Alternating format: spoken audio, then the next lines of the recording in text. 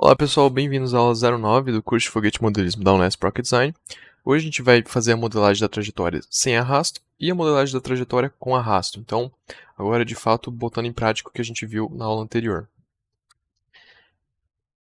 Bom, primeiro a gente vai fazer a simulação no OpenRocket sem arrasto e verificar os resultados no Python. Depois a gente repete no OpenRocket com arrasto e Python com arrasto também. Bom, aqui tem a nossa colinha, né? Assim como na aula 07. A gente vai ter uma colinha para a parte sem arrasto e uma colinha para modelagem com arrasto, que é um pouco mais complicado. Então, começando aqui com a modelagem sem arrasto, né? Deixa eu abrir aqui o OpenRocket, que a gente tem aquele foguete que a gente está utilizando em todas as simulações. A gente estava preocupado, né, inicialmente só com a análise dos componentes, ver quanto que era o arrasto em cada um dos termos aqui, mas agora a gente vai fazer a simulação. Então, como prosseguir? Então, a gente tem aqui o nosso foguete, não tem nenhum motor. A gente vem aqui em motores e configuração e adiciona uma configuração. A gente clica aqui, ele vai selecionar, ele já vai identificar que você vai querer colocar esse motor no tubo do corpo. Então, a gente aceita isso e abre aqui a lista de motores. Bom, aqui se você quiser, eu já mostrei essa interface, né? Se você quiser escolher um motor específico com algum impulso específico, você pode escolher aqui. Mas eu vou utilizar aqui o que eu tinha usado nas simulações anteriores, que é o Animal Motor Works I195 de impulso total 350. Então, se eu selecionar ele aqui, eu consigo ver os detalhes. Essa aqui é a curva de impulso pelo tempo dele. Então, ele já fornece isso para a gente. A gente tem aqui alguns termos, né? Impulso total, impulso médio, impulso máximo, tempo de queima, massa de lançamento, que seria a massa do motor com o propelente, e depois a massa sem o propelente, e o número de pontos que ele usa para fazer essa curva aqui. Então, beleza, a gente vai selecionar isso. Ele já adicionou o motor para a gente, já atualizou a massa do nosso foguete. E ok, bom, então aqui a configuração dos motores já está correta. A gente vem em Flight Simulation, deixa eu só deletar essas aqui. Ok, não vai ter nada, a gente faz uma nova simulação. Coloca aqui, simulação sem arrasto. E, bom, aqui eu não quero que tenha nenhum vento, então vou colocar 0, porque a gente está simulando apenas uma trajetória vertical. Latitude, longitude, tudo 0 aqui, altitude 0. Eu quero usar as condições da ISA, né, que é a atmosfera padrão internacional. E, bom, aqui em opções de simulação, a gente pode alterar os cálculos geodésicos, né, para terra plana. Porque aí, acho que a gente consegue utilizar um G fixo aqui sem variação de resultado com a simulação do OpenRocket. Então, terra plana aqui, e o time step não vai importar muito. Eu vou deixar como está em 0,05. E aqui que está o diferencial, né, da simulação sem arrasto. Se a gente quiser fazer sem arrasto, o OpenRocket não tem em si um modo de simular sem arrasto. Então a gente tem que adicionar uma extensão chamada CD Override, que a gente altera, força, né, o valor de CD específico. Bom, é muito simples encontrar essa extensão. Vocês simplesmente podem jogar OpenRocket CD Override. Vocês vão entrar nesse segundo link aqui, CD Override Plugin, nesse fórum. Vocês descem tudo e baixam esse arquivo em anexo aqui. Ele vem com instruções, então onde colocar, então é bem tranquilo. Depois de você colocar na pasta de plugins do OpenRocket, você vem adicionar extensão, voo, né, flight, CD Override. Aqui o CD Override ele tem vários formatos, né, várias operações. Você pode, por exemplo, multiplicar partes separadas individualmente. Então você quer que as aletas tenham 20% do CD, enquanto o nariz tem 80%. Mas aqui no nosso caso, a gente vai usar multiplier. E, ao invés de tudo 100%, a gente trabalha aqui com 0. Isso já vai fazer o CD ir para 0. Então, ok, a gente já pode simular isso aqui. Ele está simulando. E aqui, essa é a interface de plot. Então ele já simulou, ele já tem todos os dados. Agora a gente pode escolher o que ele quer plotar. Bom, a gente sabe que o arrasto vai ser nulo, né? A gente acabou de forçar isso, então eu vou tirar esse plot daqui. E eu quero ver simplesmente a altitude e a velocidade vertical ao longo do tempo. Então eu vou plotar isso e está aqui os resultados. Então, deixa eu só mudar um pouco a escala. A gente está mais interessado até o momento de apogeu, porque depois ele já começa a simular aqui a fase de recuperação, então vamos concentrar aqui no momento de apogeu. Bom, em azul a gente tem a velocidade vertical, e em vermelho a gente tem a altitude. Ele consegue uma altitude ali de 12.000 metros em 50 segundos, e uma velocidade máxima vertical de 450, 500 metros por segundo. Então, legal, ele conseguiu simular para a gente. Preste atenção no formato dessa curva, principalmente de velocidade. Então, aqui a gente sobe quase que linearmente, né? E depois também reduz linearmente até o apogeu. Deixa eu só mudar a escala aqui de novo. Pronto. Então, aqui ele reduz linearmente até o apogeu. E aí ele fica com uma velocidade negativa, né? Até tocar o solo. E a altitude é simplesmente parabólica. Então aqui é aquele gráfico bem comum de trajetória balística. Ok, essa é a simulação sem arrasto. Como a gente faz isso no Python agora? Vamos confirmar e ver se isso aí dá certo com aquelas expressões que a gente utilizou na aula passada, né? Encontrou na aula passada. Então deixa eu fechar isso aqui. Vou abrir aqui. Aula 08 sem arrasto.python. Tá, aqui eu já coloquei algumas informações, né? Eu vou passar elas rapidão. Essa aqui são as bibliotecas que eu vou utilizar. Eu vou querer plotar, então eu uso esse matplotlib.pyplot. Apelido ele de plot. E eu quero usar também o NumPy, então apelido ele de np. Aqui tem as propriedades atmosféricas que eu estou utilizando. Então, ρ0, que é o ρ no nível do mar. A viscosidade no nível do mar também. A, que é a velocidade local do som no nível do mar. E G, no nível do mar. Então aqui as propriedades do motor, eu vou retornar lá só para confirmar. Então aqui a gente pode pegar as propriedades do motor. Eu vou precisar do tempo de queima, então TQ 1.78 segundos, 1.78. Eu preciso também da massa de propelente, então a massa de propelente é simplesmente pegar a massa do motor cheio e tirar a massa do motor vazio. Então vai dar 0.193. O impulso total, né? Então 350. E finalmente a massa inicial, mas não do motor. Aqui está até errado, não é a massa inicial do motor, mas sim do conjunto foguete. A massa inicial do foguete inteiro. Então, como a gente faz isso? Bom, é muito simples, o próprio OpenRocket já mostra isso para a gente aqui. Então, 0.799 kg. Ok. Então, depois disso, como a gente começa, né? Vamos dar uma olhada nas nossas expressões. Então, aqui sem arrasto, a gente vai dividir entre fase propulsada e fase balística ascendente. Mesma forma que a gente viu na aula anterior. Então eu vou escrever algumas funções em Python que, para um dado t, vai me retornar uma certa velocidade. Para um dado t, aqui dentro, vai me retornar uma certa altitude. Lembrando que isso é para a fase propulsada. Então vamos começar a escrever isso aqui.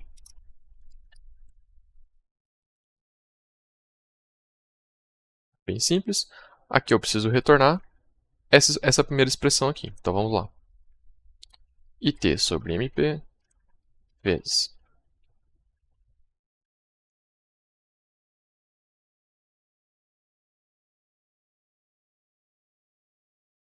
essas expressões vão ficar grandes, mas no final das contas é apenas copiar o que a gente já tinha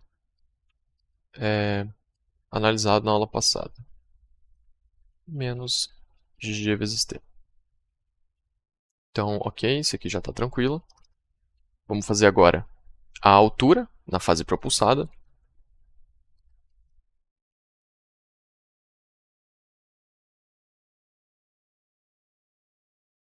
Vou começar com esse termo aqui.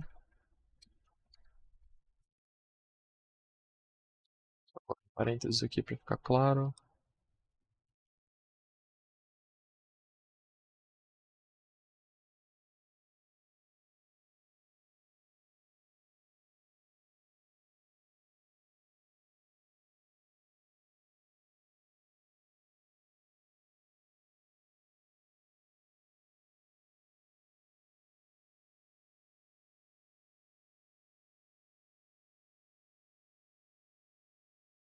Isso aqui multiplicado por um ln.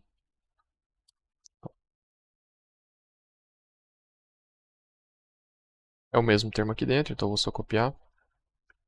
Acho que eu... tá. Aqui não é mais, aqui é menos. Certo.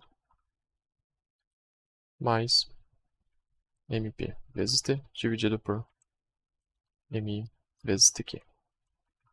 Ok, então isso aqui já está certo, que é a nossa altitude propulsada. Ok, vamos fazer as outras duas para fase balística ascendente. Antes eu quero definir esse tempo esse TC, que lembrando é o tempo de coasting, ou seja, é do momento em que ele termina a queima do motor até atingir o apogeu. Depende só desses termos, então eu vou até declarar aqui em cima.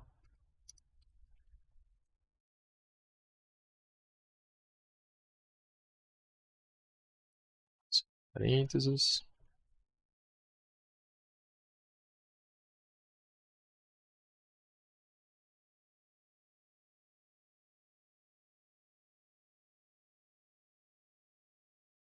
Ok, então o TC já está aí. E agora falta só a velocidade para fase balística e a altitude para fase balística. Aqui eu quero só repassar, porque eu mudei um pouco o formato, mas lembrando, isso aqui é o vovoateio e o sorvetão, são aquelas expressões bem conhecidas. Então, esse termo aqui é o nosso V0. Então, essa aqui é a velocidade inicial da fase balística, que é a velocidade final da fase propulsada. Então, se a gente jogar TQ aqui nessa expressão, a gente encontra aquela velocidade máxima no final da queima. Beleza, então é isso que a gente utiliza aqui dentro. E aqui, né, é aquele termo menos mais A vezes T, no nosso caso, a aceleração é menos G, e o tempo, aqui seria o TC, certo? Só que aqui a gente está interessado no tempo, abre aspas, global. Então a gente está considerando aqui não o tempo que começou a contar depois da fase propulsada. Então, aqui, por exemplo, esse T que entra aqui dentro, quando começa a fase balística, esse T não é zero. Esse T vai ser o tempo de queima. E logo a gente tem que tirar esse offset aqui, né? A gente tem que tirar o tempo de queima, já que a gente está utilizando o tempo global. Isso aqui vai ser interessante na hora de plotar, vai facilitar bastante. Que a gente consegue utilizar apenas um conjunto de tempo, uma array que contém todos os valores de tempo. Então, ok, sempre que aparecer o T sozinho nessas expressões, a gente trocou por T menos TQ. Então, aqui embaixo, mesma coisa, a gente precisa daquele S0 da fase propulsada. Então, o S0 é simplesmente a gente jogar o tempo de queima aqui dentro e ver quanto dá. Então, esse termo aqui, simplesmente colocar o TQ aqui dentro. Mais velocidade propulsada TQ, de novo, é aquele V0, vezes T. Lembrando, nosso T agora é T menos TQ, porque a gente está falando do tempo global, não do tempo da fase balística. Menos AT quadrado sobre 2. No nosso caso, novamente, a aceleração é menos G. O T substitui aquele valor ao quadrado sobre 2. Então, nada de novo aqui. Vamos adicionar essas expressões agora.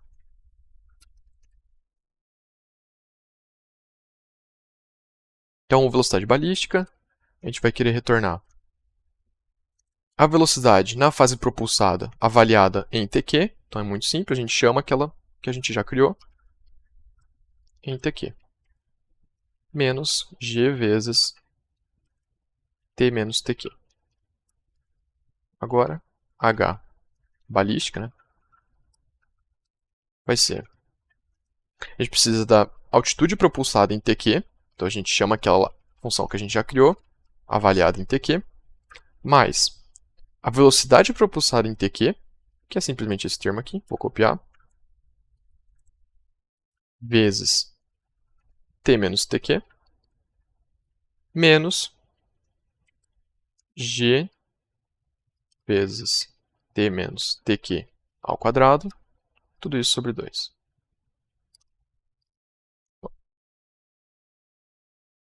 Ok. Bom, nossas expressões estão prontas. A gente só precisa plotar isso aqui agora. Eu acho que, inclusive, o plot, para quem nunca viu, vai ser mais difícil do que as expressões em si. Mas vamos lá, como a gente vai fazer isso aqui? Bom, a gente vai criar uma array chamada valores t, que é um linspace, já vou explicar o que é isso, de 0, tc, 2000. Então, essa função linspace do NumPy, eu não me lembro se eu expliquei ela na aula 7, mas ela gera uma array, né, com valores igualmente espaçados nos limites que você colocou. Então, por exemplo, eu quero plotar até o apogeu. Eu sei que o apogeu ele vai ser dado por esse TC, que é o tempo de coasting. Aliás, me desculpem, aqui eu preciso... Esse aqui é só o tempo de coasting, certo? Como eu quero plotar um pouco além, porque o apogeu ele utiliza os valores globais, então é TQ mais TC. Então agora está certo. Então eu quero plotar do 0 segundo, né, do t igual a 0, até o tempo de apogeu, que é o tempo de queima mais o tempo da fase balística. Esse terceiro termo aqui é o número de pontos que eu quero nesse intervalo. Eu coloquei 2000 aqui para ter um refino maior. Então, a gente gerou os nossos valores de t. Se eu rodar aqui, só para vocês verem o formato dessa array. Eu preciso colocar um breakpoint aqui.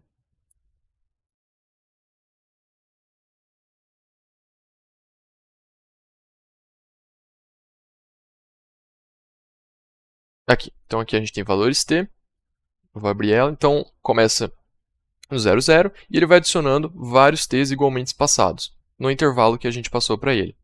Então, o valor máximo, se a gente pegar aqui, o valor máximo é 51.13097. Então, a gente já sabe o tempo até o apogeu. É muito simples aqui por causa sem arrasto, então a gente já sabe que 51 segundos. Ok, vamos continuar. Então, agora a gente quer de fato plotar. Como que a gente vai fazer o plot? A gente chama aquela biblioteca, abre uma figura nova e começa o plot. Então, aqui, eu não quero fazer dois plots separados. Eu vou fazer um plot que vai pegar os valores de t e, com base no tempo, ele vai identificar se eu devo aplicar as funções de velocidade propulsada e altura propulsada, ou se eu devo aplicar as funções de velocidade balística e altura balística. Como a gente faz isso?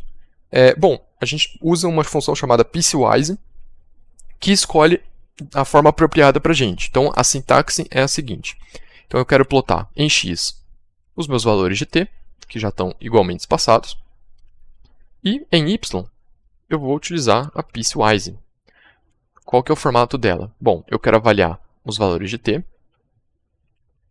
e aqui, nos primeiros colchetes, eu coloco as minhas condições. Então, a primeira condição é, se valores de t for menor ou igual a tq, e a segunda condição é, obviamente, se valores de t for maior que tq. Então, essas são minhas duas condições. E aí, em seguida, eu adiciono as minhas duas instruções. Então, se isso aqui for verdadeiro ou se isso aqui for verdadeiro. Então, se valores de t for menor que o tempo de queima, eu quero retornar minha velocidade propulsada, porque o motor ainda está funcionando. Se não, eu quero retornar apenas minha velocidade balística. Então, o cálculo para ele plotar ali vai ser simplesmente a velocidade balística. Então, é só isso aqui que você precisa fazer, você não precisa usar o append para nada aqui. Essa é uma forma bem compacta e é bem interessante utilizar esse piecewise quando ocorrer isso aqui, quando você precisar de funções diferentes com base no seu tempo. Então, ok, isso aqui resolve para a gente o gráfico de velocidade. Eu quero plotar agora, no caso eu quero plotar a altitude. Então, eu vou literalmente copiar tudo isso aqui. E aí eu só preciso mudar isso aqui. Ao invés de ele utilizar a velocidade propulsada, ele usa a altura propulsada ou a altura balística. Vai depender do tempo em que ele está. Depois, eu só dou um show aqui. Então, vamos ver o que isso aqui vai me dar. Então, aí está, né? Deixa eu abrir o do OpenRocket para a gente ver se faz sentido.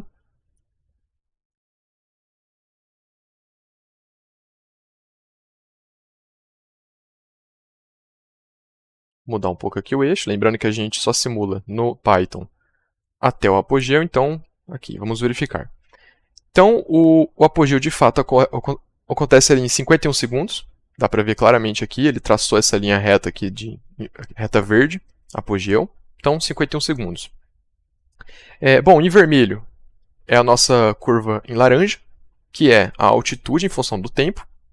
Então, a gente vê ali bem no comecinho, bem nesse comecinho, a variação do começa a aumentar, né, porque o nosso motor estava desligado, a gente não tinha velocidade, e aí a velocidade explode. Em um curto período de tempo, a gente tem esse aumento ridículo aqui de velocidade. Então, aí sim, o foguete tem velocidade e começa a crescer. E aí é bem interessante, né? Porque toda essa velocidade a gente adquire em menos de 2 segundos, e demora 50 segundos para a gravidade realmente conseguir levar essa velocidade para zero. Esse tempo todo, né, esses 51 segundos, fazem com que a altitude do foguete atinja praticamente... Deixa eu só confirmar aqui, né? Mais de 12 mil metros. Deixa eu botar os eixos. Pronto. Então, realmente, não ter arrasto assim, faz com que seu apogeu seja ridiculamente alto.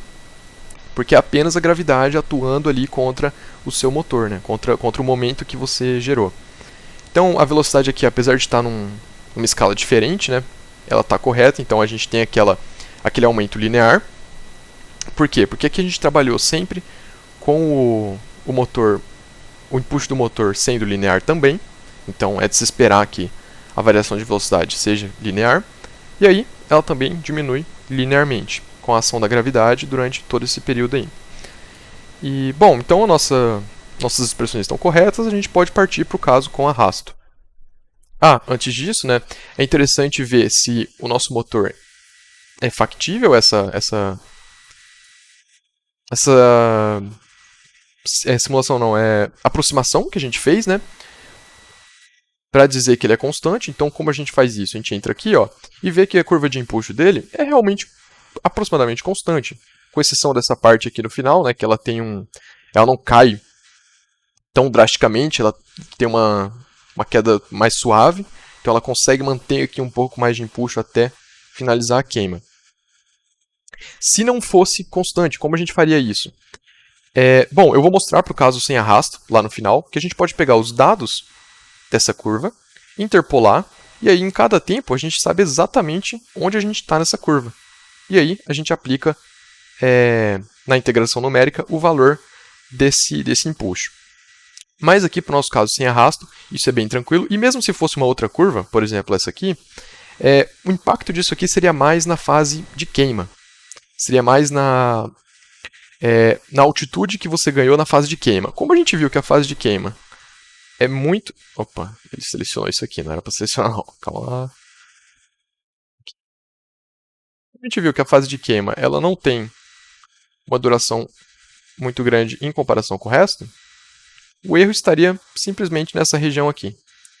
Essa pequena região, na altitude em que você ganha nessa região. O resto é completamente dominado pelo momento que você conseguiu no final da queima e pela gravidade. Então, sem problema também se você quiser testar outros motores ali. Então agora, bom, a gente vai manter essa configuração de motor. A gente vem aqui em editar simulação e tira essa extensão. A gente não quer mais fazer com essa extensão. A gente quer simular sim o arrasto. Vamos simular. E agora a gente quer adicionar para ver aqui como o arrasto está mudando. Força não, coeficiente. E vamos plotar isso aqui. Então, de cara, a gente já vê várias mudanças. A mais óbvia é que a altitude foi de 12 mil metros para 800. O tempo de apogeu caiu de 50 segundos para 10 segundos. E a velocidade, o aumento de velocidade não é mais linear. Então ele atinge um pico ali e depois decresce devido à gravidade. Então, vamos ver como a gente começa a atacar esse problema no Python. A gente quer chegar a isso aqui com aquelas expressões que a gente obteve. Então, vamos lá na nossa colinha. Então aqui, né, com arrasto, a gente pode voltar àquela expressão da última aula, que é a modelagem para um sistema de massa variável. Então aqui desse lado a gente tem as forças externas, aqui a gente tem o termo de aceleração e aqui o termo de massa variável. A gente expande agora essa força externa para arrasto mais força-peso.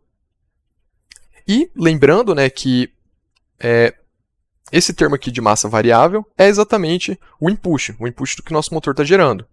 Claro que é aquele caso, aquela simplificação, em que a pressão de saída do motor é igual à pressão ambiente. Aí todo aquele termo vai para zero e sobra só o m.ve para a gente. Ok. Vamos expandir o arrasto e a força peso, igual a gente fez na aula passada, e já mandar o MDV para pro lado esquerdo. Então aqui a gente encontra um meio de ρv quadrado vezes S vezes CD menos M vezes G mais E. Aqui a gente divide pela massa, então aqui fica dividido por M e mais E dividido por M. Lembrando que esse dVdt tem massa variável, óbvio. Então durante a fase propulsada a gente está queimando massa, então esse M aí não é uma constante. Então vamos ver agora como que a gente começa a fazer essa determinação da trajetória a partir da modelagem com arrasto. Então, deixa eu voltar aqui, abrir a modelagem com arrasto. Então, bom, vamos começar importando aquelas bibliotecas. A gente quer a matplotlib,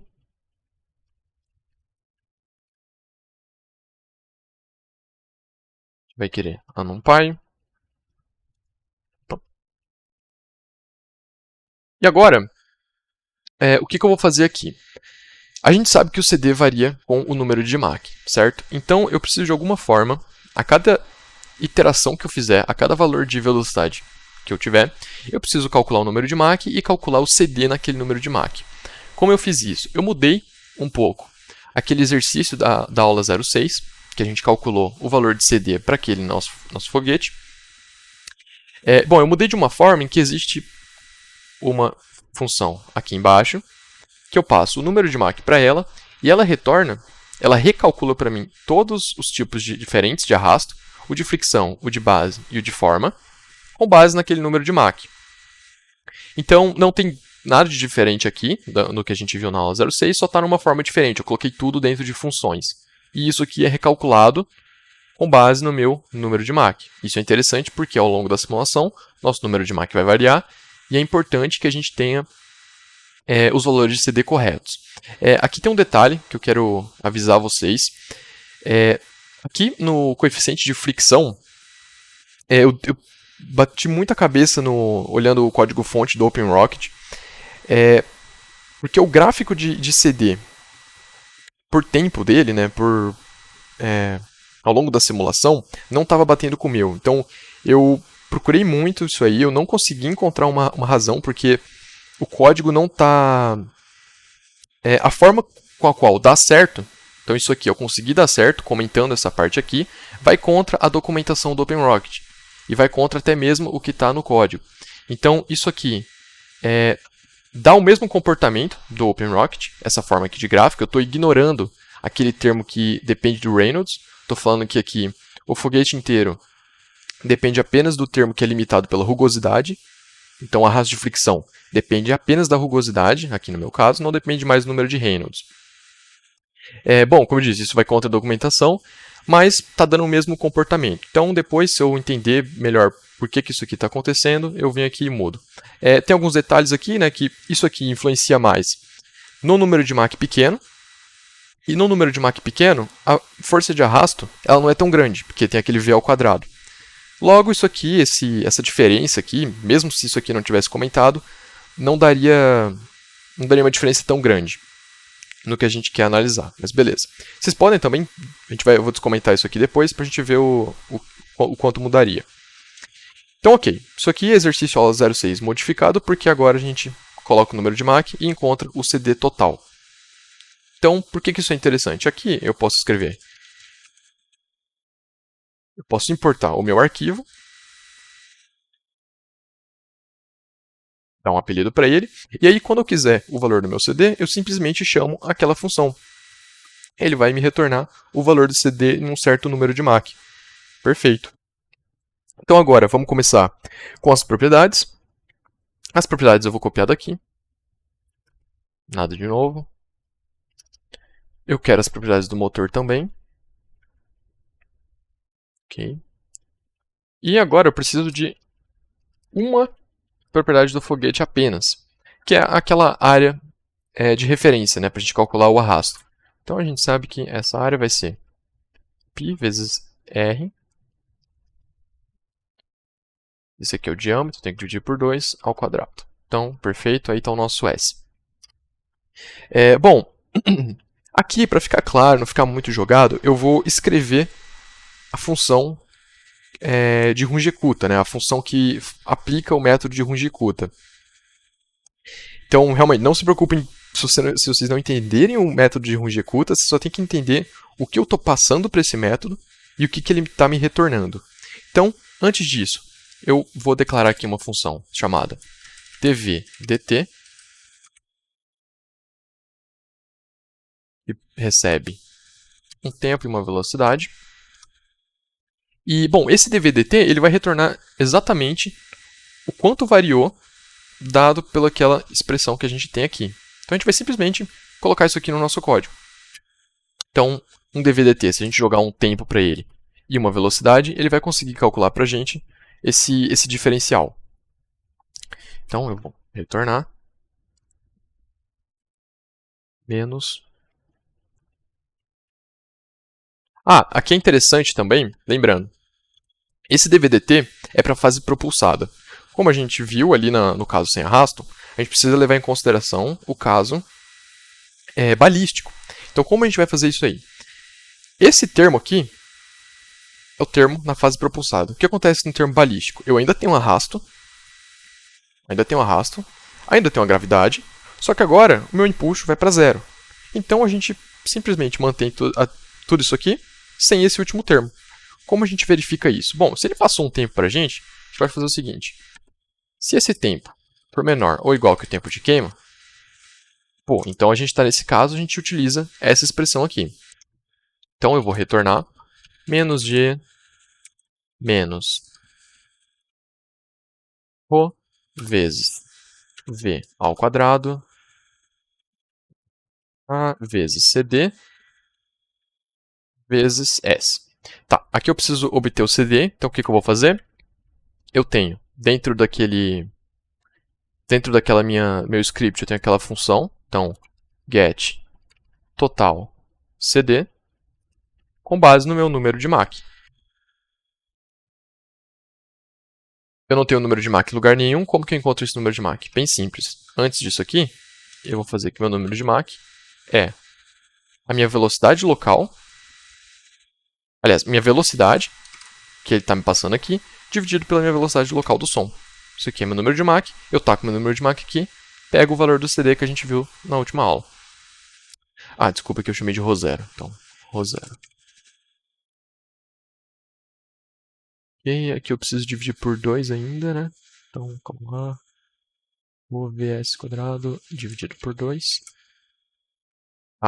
Então aqui, na verdade não é só dividido por 2, é 2 vezes m. E aí lembrando, m é massa variável. Como vai ser a nossa massa variável no tempo? É aquela mesma que a gente utilizou anteriormente. Então vai ser a massa inicial menos a massa de propelente sobre Tq vezes tempo. Essa expressão aqui ela sai daquela aproximação que a gente faz, constante, né? Então, o m ponto vira a massa de propelente dividido pelo tempo de queima, vezes t que já tinha na outra expressão. Então, agora o termo de g já está ali, mais o empuxo sobre m. Lembrando, o empuxo aqui eu só coloquei para ficar claro, evidenciado que é o empuxo, mas inicialmente aqui a gente vai utilizar esse termo aqui. Por quê? M ponto a gente sabe quanto é, porque tem aquela aproximação, VE também. Esse termo aqui multiplicado pelo outro, da aula anterior, a gente vai ter IT sobre TQ. Então, IT sobre TQ. Lembrando, como tem esse M aqui, né, a gente tem que multiplicar isso pelo termo de massa variável. Eu vou só copiar porque é igual. Então aqui a gente tem o diferencial de velocidade para um dado t e para uma dada velocidade. Beleza. Bom, e a gente tem o outro caso, né?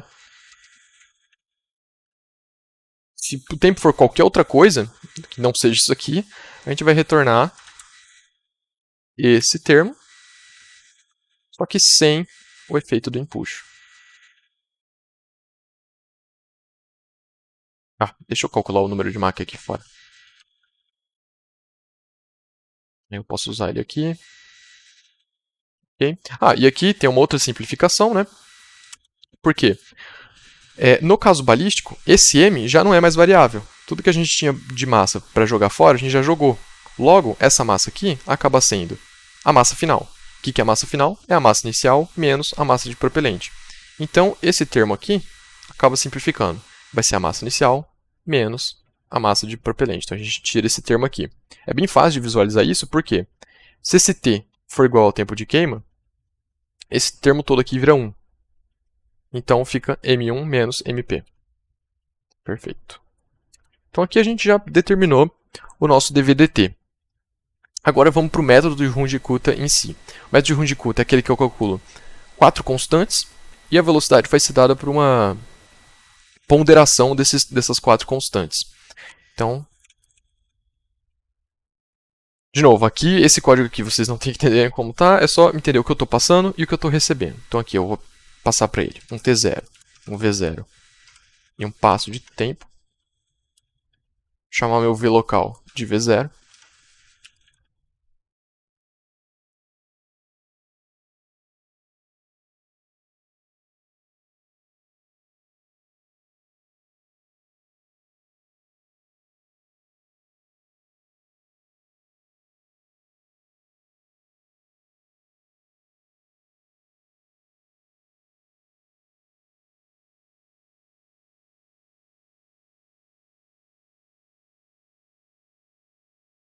Só copiar.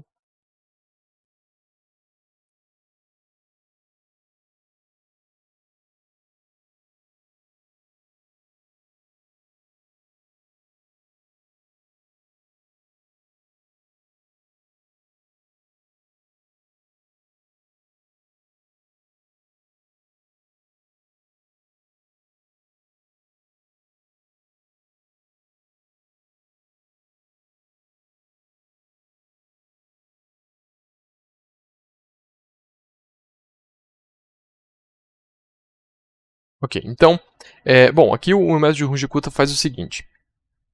Para uma dada função que eu conheço os valores iniciais, né, então um problema de valores inicial, eu preciso conhecer o tempo num ponto anterior e a velocidade num ponto anterior.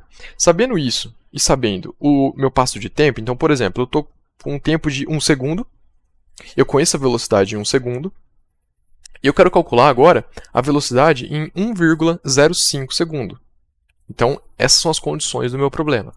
Se a gente pensar aqui que a gente está começando com t0 igual a 0 e v0 igual a 0, essa função permite a gente obter a velocidade num curto período de tempo depois desse zero. Então, 0,05, por exemplo. A gente registra essa velocidade de no tempo 0,05, e essa velocidade vai ser o nosso v0 da segunda iteração. A gente vai sucessivamente, sempre calculando os valores anteriores, registrando isso, e no final do nosso tempo, né, de simulação, a gente vai ter obtido valores, né, discretos para nossas velocidades. Então a gente vai ter simulado todo o nosso período. A gente não tem uma resposta analítica, mas a gente conseguiu obter os valores de velocidade para um período com certa precisão. Claro que quanto menor for esse espaço de tempo, né, melhor é a sua função. Mas aí você vai gastar recursos computacionais, pode demorar para fazer a simulação. Então, beleza. Bom, então aqui a gente tem Runge-Kutta. Agora vamos definir um pouco aqueles problemas iniciais. Né? A gente tem que ter 0. Vai ser 0. V0 vai ser 0. Então, eu quero registrar 3 coisas aqui. Quero fazer 3 gráficos. Um gráfico de velocidade em função do tempo, de espaço não, né? Altitude em função do tempo e coeficiente de arrasto em função do tempo. Esses 3 que é o que a gente vai comparar lá. Então eu vou começar a declarar eles aqui. Chamar de valores V, começa em 0. Valores S, começa em 0. E valores CD, que começa com um termo 0, termo nulo. Ok. E agora a gente precisa escrever o que vai realmente acontecer aqui para a gente iterar todos os valores e conseguir calcular todas as velocidades. Então, eu vou colocar aqui uma flag, um stop flag. O que é isso aqui? É uma uma variável, né, um marcador que eu vou utilizar para saber se eu posso parar minha simulação ou não. Então, enquanto ela for falsa, eu não paro a simulação. Quando ela for verdadeira, aí eu paro a simulação. E um contador, que eu vou chamar de i. Ele começa em 0. Por quê? Agora eu abro um while. Então, explicando aí para quem conhece muito, mas o while, tudo que tiver dentro do while, ele vai ser repetido até alguma condição ser verdadeira ou não. Então, vamos ver o que a gente vai fazer. Eu vou utilizar aquele stop flag. Opa. Então, enquanto o stop flag for falso, eu quero repetir tudo que está aqui dentro. Quando ele não for falso, a gente sai desse while, perfeito, e plota os resultados. Beleza. Então, primeiro de tudo, eu quero colocar um valor novo no valor de v. Qual vai ser esse valor novo? Então, eu vou utilizar um append. Append vai colocar no final da variável. Então, aqui eu tinha um 0, depois ele vai colocar um termo logo em seguida. Qual é o valor que eu quero tacar aqui dentro? Vai ser o valor do meu run executa. Por quê? O meu run executa, se eu passar um tempo inicial, uma velocidade inicial e um passo de tempo, ele vai retornar para mim a velocidade naquele passo de tempo. E eu quero armazenar essa velocidade. Então, eu vou chamar aqui run executa. Agora, quais são as condições que eu preciso passar para ele? Meu tempo inicial. Qual vai ser o meu tempo inicial aqui dentro do while? Vai ser i, o número de iterações, vezes o passo de tempo. Vamos entender por quê. Ah, não declarei meu h ainda? Peraí, deixa eu declarar aqui. Então, bom, se é o meu número de iteração, e a cada iteração eu estou indo um passo para frente, se eu multiplicar o i pelo passo, eu vou ter o tempo que eu estou simulando atualmente. Então, esse t0 que entra aqui nas expressões de dv/dt é exatamente i vezes h. Então, o primeiro termo, ok. Agora eu preciso passar para ele a velocidade de v0, então a velocidade que eu tinha antes, porque é um problema de valor inicial. Só que é bem tranquilo, porque estava armazenado aqui. Então é só a gente chamar valores v e pegar o valor na posição i. Por quê? Lembrando que isso aqui não é um for, então o i que está aqui dentro eu não acrescentei ainda, ele ainda é 0. Então, naturalmente, se eu quiser calcular o valor de v para i igual a 1, eu preciso do i igual a 0. Então aqui, valores de v para i igual a 0. Ele vai pegar aquela minha velocidade que eu tinha antes para atacar aqui dentro. E aí o passo de tempo, né, é simplesmente meu h, que eu estou utilizando ali em cima. Isso aqui é suficiente. Opa.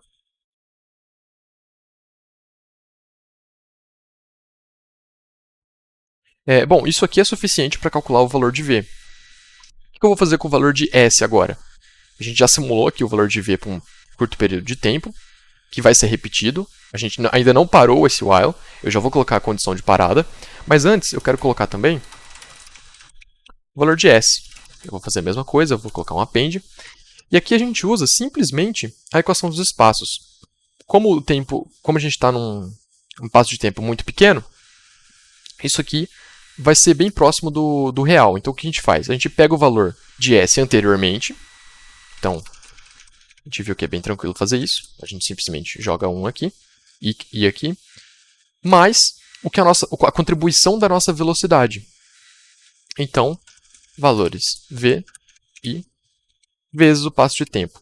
Se vocês prestarem atenção, esse termo aqui é exatamente aquela expressão para uniformemente variado. Variação dos espaços uniformemente variado. Então, aqui a gente tem o nosso S0.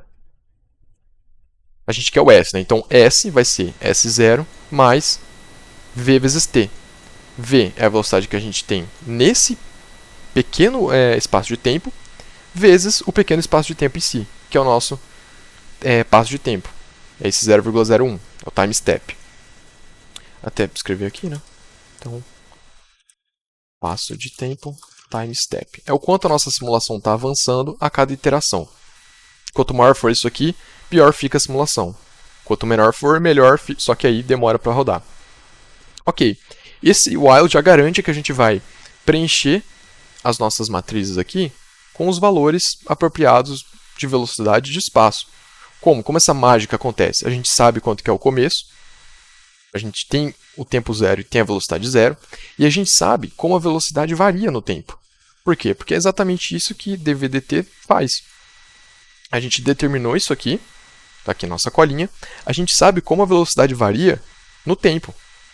Claro, a gente não pode integrar, porque a gente não tem como integrar isso aqui e achar um v de tempo, mas se a gente tem a variação, é só a gente tacar vários t's aqui, é exatamente isso que o while está fazendo, a gente taca vários t's e vê quanto está dando a velocidade em cada um desses t's.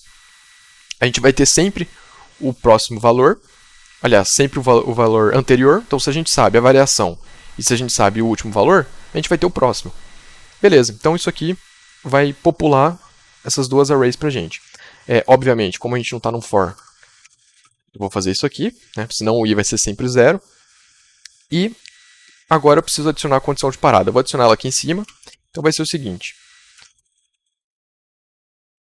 Se em algum momento a velocidade que eu estou analisando aqui for menor que 0.01, e se o tempo que a gente está for maior que tq, então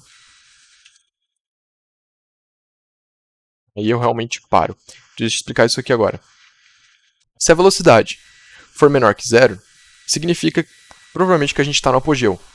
Porque aí, como no nosso caso aqui, ele já verifica a condição de operação que a gente está. Então, aqui a gente tem a propulsada e aqui a gente tem a balística. No momento em que todo momento do foguete, no momento que... aí ficou confuso, mas... naquele instante em que todo momento do foguete foi, abre aspas, consumido pela gravidade e pelo arrasto, aí a nossa velocidade fica negativa. Então isso aqui, essa parte aqui já fica verdadeira. Essa segunda aqui é para garantir que isso só vai acontecer depois do tempo de queima. Porque pode ser aqui que na simulação ele encontre uma velocidade negativa ali no começo da operação do motor. Mas, bom, aqui a gente garante que eu quero pegar o tempo em que isso ocorre depois que o motor finalizou a queima, e aqui eu garanto que a velocidade é negativa ou é próxima de zero. Todo mundo sabe, né? No apogeu, a velocidade vertical vai ser zero. Então, isso garante que eu paro minha simulação no apogeu. Ok. Então, aqui, populamos nossos valores de V, valores de S. E aí, está faltando aqui popular o array de coeficiente de arrasto. Eu vou popular ela dentro do Runge-Kutta. Aqui, em que a gente já retorna uma velocidade, eu vou popular ela exatamente aqui. Então, valores cd.append. Bom, o que eu quero colocar? O valor de cd. Como eu pego o valor de cd, eu uso aquele meu script. V sobre A, porque a gente quer mandar o número de Mach lá para ele. Beleza. Ok, agora resta só plotar esse monte de coisa. Vamos lá. Eu vou de novo criar um valores t linearmente espaçado. Então ele vai de 0 até i vezes h, já normalmente vou explicar por quê. Então aqui, no script anterior, a gente sabia quanto era o tempo de apogeu. Era tc mais tq. Aqui. A gente já sabia quando a simulação acabaria. Então aqui foi tranquilo, a gente já sabia até onde criar os valores de t. O problema é que aqui foi o nosso while que parou isso.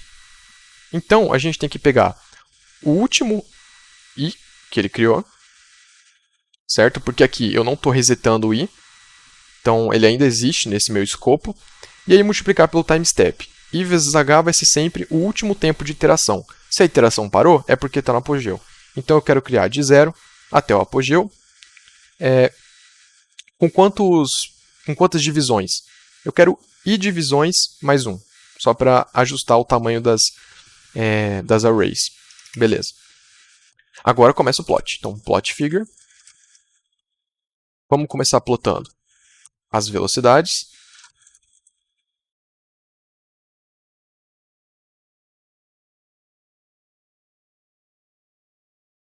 Vou plotar agora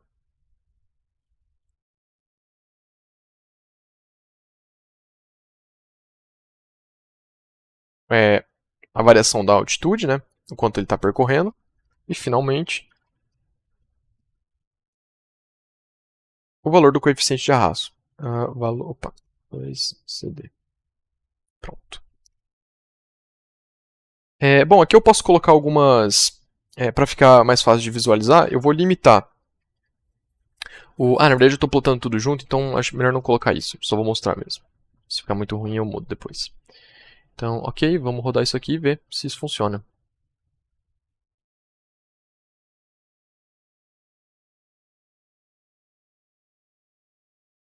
Opa, tem um erro aqui. Opa. Tá, ele achou um erro no meu outro script. Deixa eu só dar uma olhada.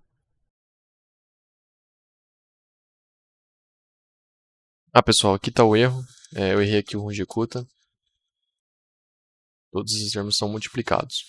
Então, bom, vamos rodar aqui agora. E, bom, agora ele encontrou pra gente as 3 curvas e... bom, realmente eu vou separar aqui o plot do arrasto só pra gente ter uma visualização melhor dos eixos aqui. Então, pera lá.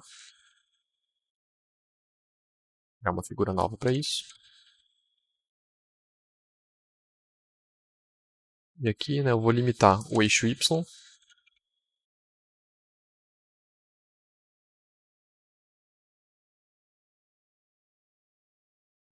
E vou limitar o eixo X.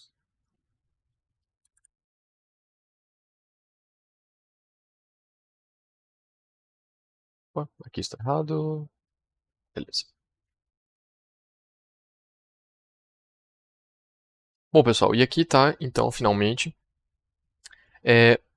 a nossa simulação com arrasto. Então a gente vê agora que, de fato, o espaço, né, que estava indo até 12.000, espaço, altitude, agora vai até um apogeu de aproximadamente 758. E a nossa velocidade, né, que estava variando linearmente, agora tem uma variação bem diferente, né, por conta dessa situação do arrasto. Então, ele tem uma velocidade máxima de 258. Se a gente abrir aqui com a simulação de arrasto, a gente vê aqui que a velocidade máxima dele é de 275, mais ou menos. Na verdade, tem até aqui, deixa eu ver. Aqui, a gente tem um apogeu de 805 metros, então 50 metros mais alto do que o nosso. Uma velocidade máxima de 278 metros por segundo, aqui a gente tem 260, mais ou menos. E um tempo de apogeu de 9,61 segundos. Então aqui a gente tem no eixo X 9,49. Então, de cara, a gente já vê que nossa simulação está factível, né? Vamos dar uma olhada agora no arrasto.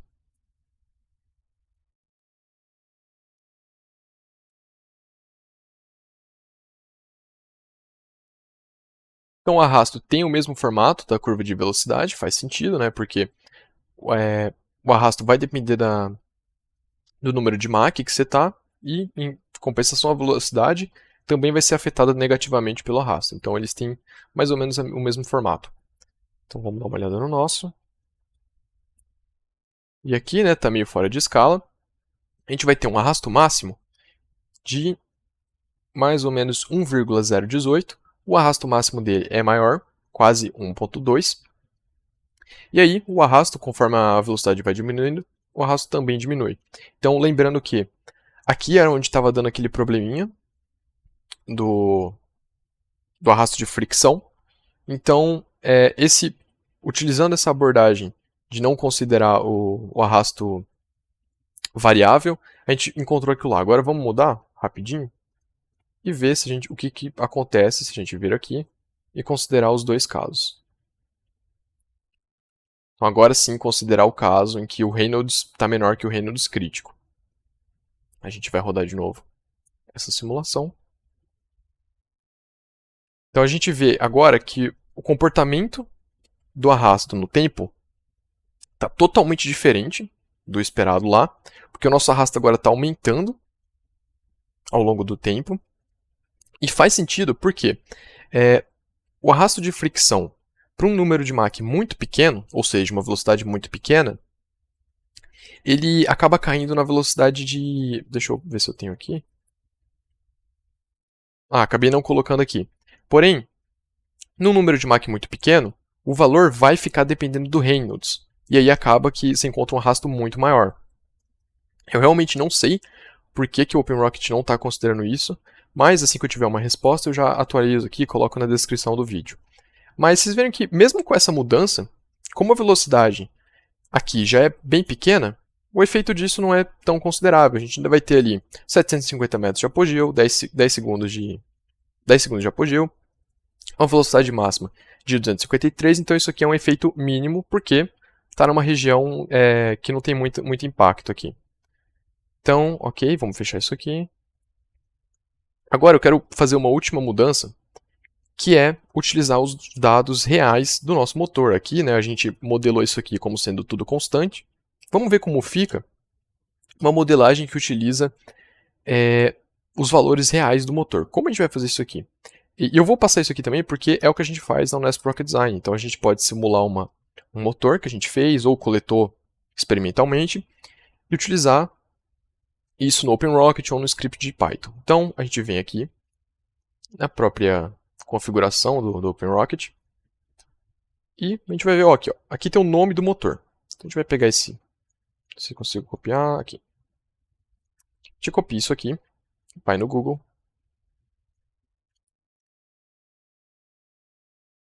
E aqui vai ter um site chamado trustcurve.org. É ele que a gente vai entrar. Aqui ele tem as mesmas informações que tem aqui no OpenRocket, certo? Dá até várias comparações. A gente vai vir aqui em Raw Data. Aqui já tem os arquivos do simulador, mas eu quero os dados brutos. Deixa eu só ver onde está.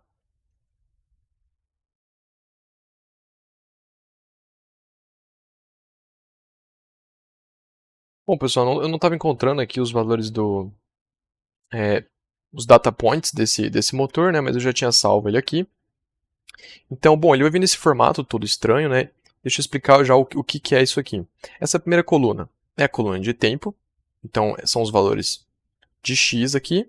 E em cada x você vai ter um valor correspondente de empuxo.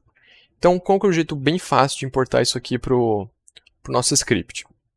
Bom, eu vou copiar tudo isso aqui primeiro. Vou escrever aqui Rust data. Primeiro os valores de tempo. Colar tudo isso aqui. Bom, aqui eu vou manter primeiro apenas a primeira coluna.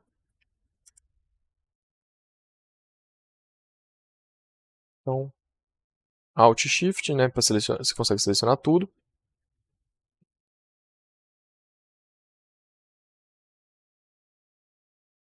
Pronto. Então, aqui eu tenho que adicionar também uma vírgula para cada linha. Então, de novo.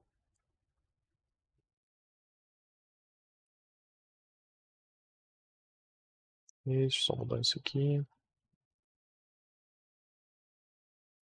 E aí eu coloco as chaves para delimitar isso aqui.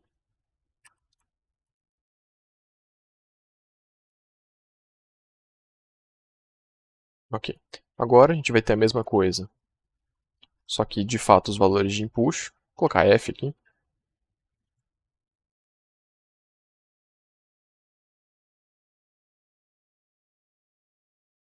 Quero manter agora esses valores, então Shift Alt. E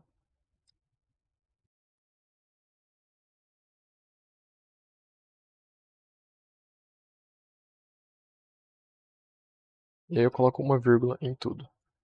Vou selecionar isso de novo.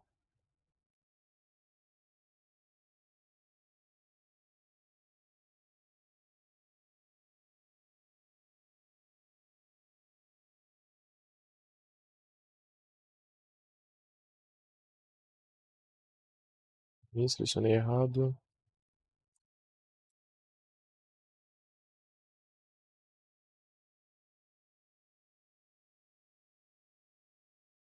Ok. Então aqui a gente terminou de adicionar os nossos dados do nosso motor. Então, onde isso vai entrar? Bom, a gente sabe que no nosso DVDT está aquela expressão que entra os valores do empuxo, certo? Então, o que a gente vai fazer?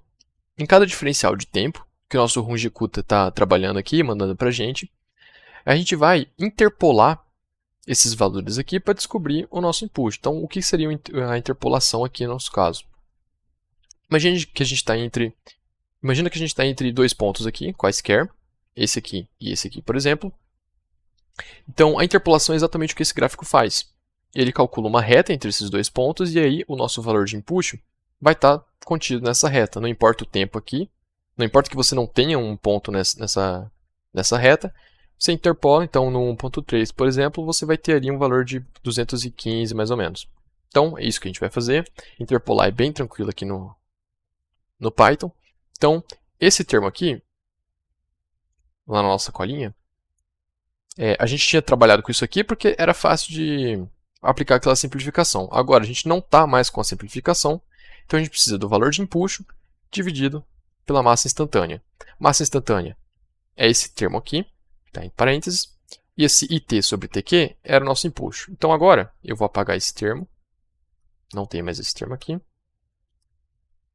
Vai ser apenas o nosso input, um E, dividido por tudo isso aqui. Nosso input vai ser o seguinte, então. Lembrando que a gente tem que interpolar. Na verdade, eu vou até escrever thrust e fazer isso aqui em cima.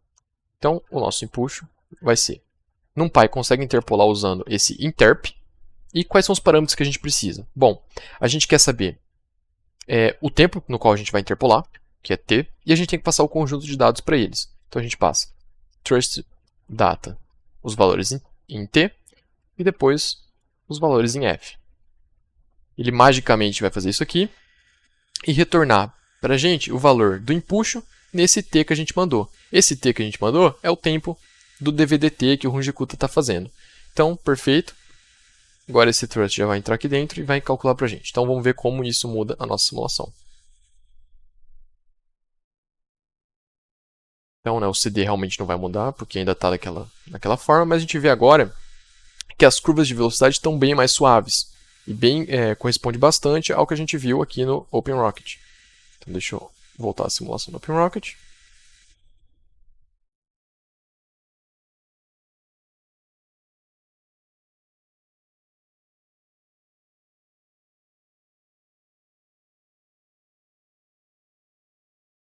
Essa aqui é a simulação com arrasto, acabei esquecendo de mudar o título. Mas aqui a gente tem uma velocidade que se assemelha muito a que o OpenRocket simulou para a gente. Então a gente tem um pico de 275 metros por segundo e aqui um pico de 250 metros por segundo. Lembrando que isso é explicado porque aqui a gente vai ter um arrasto 0,2 maior do que no nosso caso. Então, bom, a gente já conseguiu simular satisfatoriamente esses casos, ambos os casos, com as informações do motor e com as informações constantes, né, utilizando as simplificações da aula 2. Bom, o que você faria aqui no caso de um motor você desenvolveu, né? Então, você vai estar lá no OpenMotor, por exemplo. O OpenMotor você consegue exportar essas curvas. Lembrando que essas curvas são aquelas bem importantes, né, de input por tempo. Então você exporta essas curvas, você conhece o seu tempo de queima, você conhece a sua massa de propelente, você conhece a sua massa inicial, tudo isso aqui são dados de projeto. Você vai tacar aqui e com essa modelagem você já tem uma ideia do apogeu, da velocidade máxima do seu foguete. O que aconteceria, por exemplo, se fazendo essa simulação, a gente visse aqui uma velocidade muito próxima de 340 metros por segundo. Bom, isso significa que nossa velocidade está próxima, aliás, 340 já estaria supersônico, né? Então aqui no transônico, no supersônico, já vai mudar toda aquela relação de arrasto que a gente tinha. Então o arrasto vai ter um pico, depois ele diminui em maiores velocidades, né? Mach 1.3, 1.4, só que nessa região ele aumenta bastante. Então, se a gente tem uma velocidade que está Mach 0.8, 0.9 ali, já é muito interessante a gente reduzir essa velocidade. Porque aí a gente não sofre muito com o arrasto. Ou diminuir, ou já fazer um foguete que vá até Mach 1.3, para a gente não ficar nessa região gastando energia, gastando momento aqui. No nosso caso, óbvio, seria interessante diminuir essa velocidade que ele atinge. Além disso, né, a gente está aqui o foguete de exemplo, ele é péssimo, a configuração dele é péssima para o arrasto. Então, se a gente começasse melhorando essas aletas aqui, né, porque eu utilizei aletas retangulares sem nenhum enflechamento, né, na aula anterior estava com enflechamento, aqui está sem enflechamento nenhum, aqui a gente está utilizando um nariz cônico, então o nariz em ogiva seria melhor para isso, né, desde que a gente não entre na condição supersônica. Então, fricção, né, aqui está tudo inacabado, a gente poderia melhorar isso aqui alterando todo o acabamento. Então a gente poderia, por exemplo, ir para polido, já diminuindo 75 vezes a rugosidade, então isso aqui diminuiria bastante o arrasto de fricção. Então tem várias coisas que a gente pode fazer para melhorar a nossa configuração, sempre com o objetivo de apogeu maior. Apogeu maior, ou então, pelo menos, levar mais carga num mesmo apogeu. Então é sempre esse nosso objetivo. Bom, como a gente viu, né, o arrasto reduziu em 10 mil metros o nosso apogeu, então a parte de aerodinâmica de um foguete ela é tão importante quanto a parte de propulsão. E além disso, né, se eu voltar aqui, vai ficar bem claro, a propulsão é importante, porém ela está atuando apenas num curto período de tempo. É aquilo lá que a gente ia falar na primeira aula, né? Nesses motores aqui, nesses foguetes, desculpa, os motores têm um período de operação bem curto. Então, o que é crucial a gente trabalhar nos nossos foguetes? Reduzir o arrasto deles, porque é um termo que vai aparecer até ele atingir o apogeu, e, claro, trabalhar aqui com a massa inicial dele.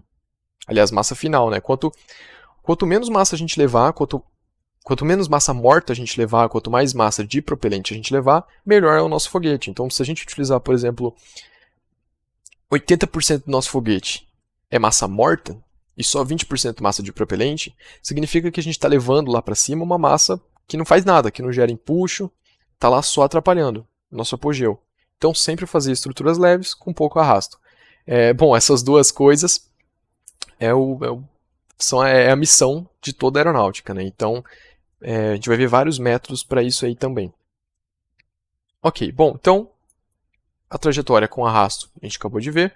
Na próxima aula a gente volta para a parte de propulsão, agora para estudar outros parâmetros de design de motores. Então, agora realmente na visão de um projetista, né? Como escolher a pressão máxima do seu motor, como fazer a fixação dos vários componentes, como dimensionar a tubeira e, enfim, por aí vai.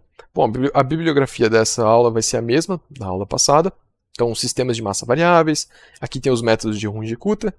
Se você achou que ficou muito jogado, você pode ler lá. E aquele PDF da história ali do começo, como eles descobriram essas fórmulas, né, no comecinho do desenvolvimento de foguetes. Então, beleza, pessoal. Muito obrigado. Era isso que eu tinha para passar hoje. Até a próxima aula.